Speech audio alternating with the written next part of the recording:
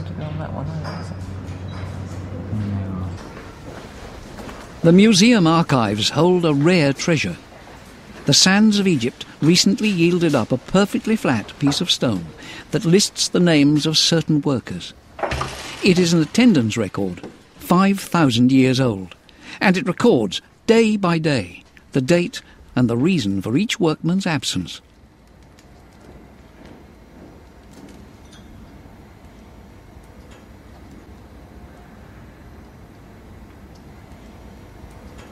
It is inscribed on both sides and contains a record of about 40 names of workmen. I think this kind of document is particularly interesting because it is a document of the ordinary people of ancient Egypt. The scribe's stylus faithfully recorded in black ink the name of each worker. Underneath, he inscribed the date of absence, also in black. The cause of absence was recorded in red. In half the cases, the main reason given was illness. This incomparable document takes us right into the world of ancient Egypt.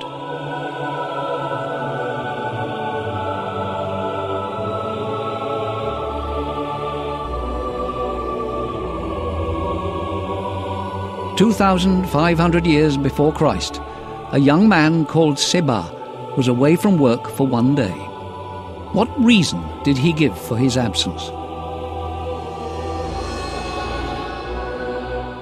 In the case of a worker called Seba, whose name is written here at the beginning of this line, he was off for one day because he was bitten by a scorpion.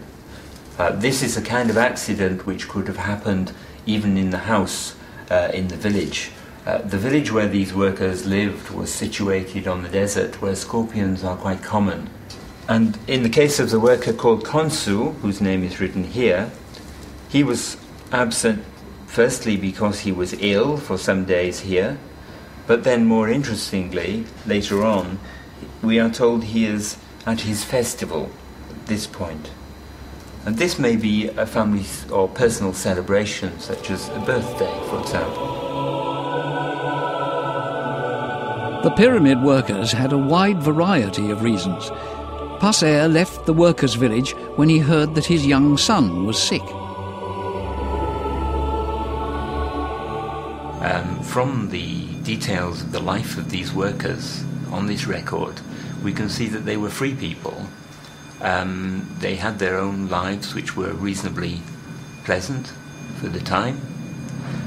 They had their own possessions. It was a hierarchical society. There's no escape from the fact that there were people at various levels of society. But having said that, it was a much freer and equal society than certain others. The names on the stone are like a mirror of the past. Nephrab left in mourning to have his brother embalmed. Death was everywhere, an inescapable part of life.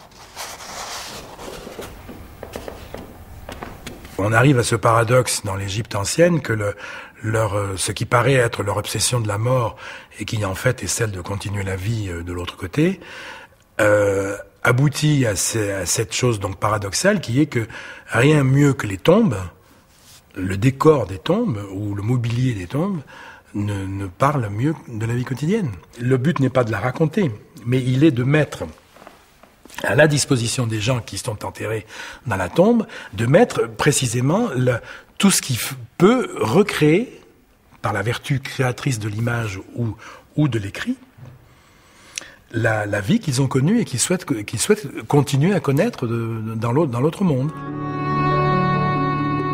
The tombs of the Pharaoh's servants show us an Egypt that no longer exists. Images of papyrus and lotus blossoms are seen alongside sacred animals that are now extinct. In the fields, men and women sow wheat and harvest crops, while the fresco's explosion of colour reflects their zest for life. At the centre of it all, the Nile sets the rhythms of everyday life. And the wine growers appear delighted at the quality of the grapes.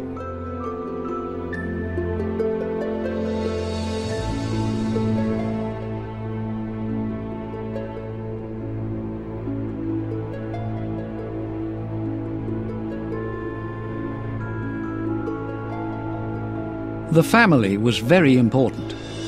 Family statues were taken right into the tomb. This loving father faces eternity with his two daughters. At the gates of an eternity they had constructed for themselves, the pharaoh's subjects seemed to be obsessed with life. L'obsession de la vie, on peut parler de ça, et ce qui aboutit à l'obsession à l'éternité, cette notion d'éternité qui semble absolument peut-être la composante la plus égyptienne de toute cette imaginaire que l'on a. Et cet aspect-là est vraiment obsessionnel, c'est-à-dire que quand vous voyez la moindre petite statuette représentant un couple de défunts, par exemple, qui est dédié par leur fils. Avec une toute petite inscription, même s'il n'y a que 3 signes, l'inscription, ça sera fait par leur fils qui fait vivre leur nom. Parce que tout est axé dans ça, c'est-à-dire continuer de l'autre côté. Alors, ça, comme corollaire, vous avez aussi ce qu'on appelle le chant du harpiste, c'est-à-dire quelque chose qui vous invite à profiter de la vie, parce qu'après tout, personne n'est revenu vraiment de l'autre côté pour dire si ça continue vraiment. Et profite de la vie, passe une journée parfaite avec la femme que tu aimes assise à tes côtés jusqu'au jour qui sera celui d'aborder, c'est-à-dire jusqu'au jour avec cette belle image d'amarrer la barque qui vous amène de l'autre côté et qui est une belle métaphore pour désigner la mort et jusqu'à ce jour-là profite de la vie parce que bon on va faire tout ce qu'on peut. On va représenter ce que tu as vécu. On va mettre toutes les offrandes nécessaires. On mettra toujours au moins schématiser 1000 pots de bière, 1000 pains, 1000 pièces de tissu, 1000 etc.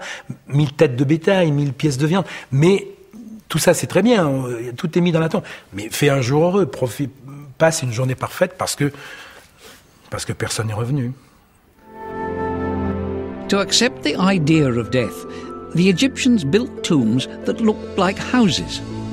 They preserved the image of a sunny universe and so paid tribute to Ra, the sun god. Yet, how do we explain the fact that hundreds of thousands of men and women worked to build a monument that may never have been occupied? Were the pyramids the triumph of life over primeval chaos, or did they represent something more symbolic, more esoteric?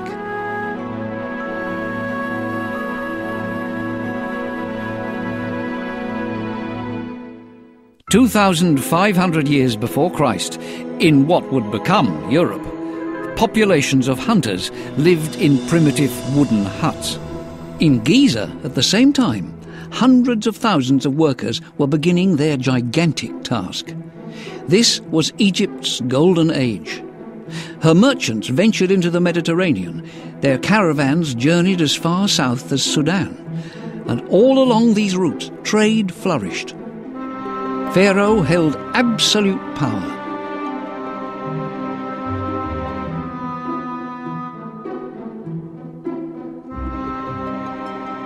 Were the pyramids the symbol of this unequalled power?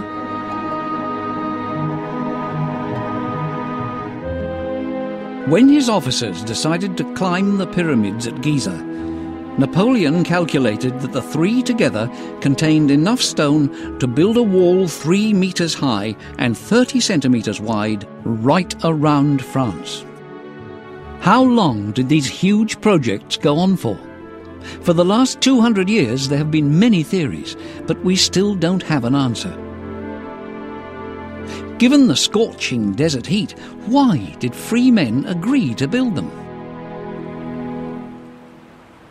The pyramids are still an enigma.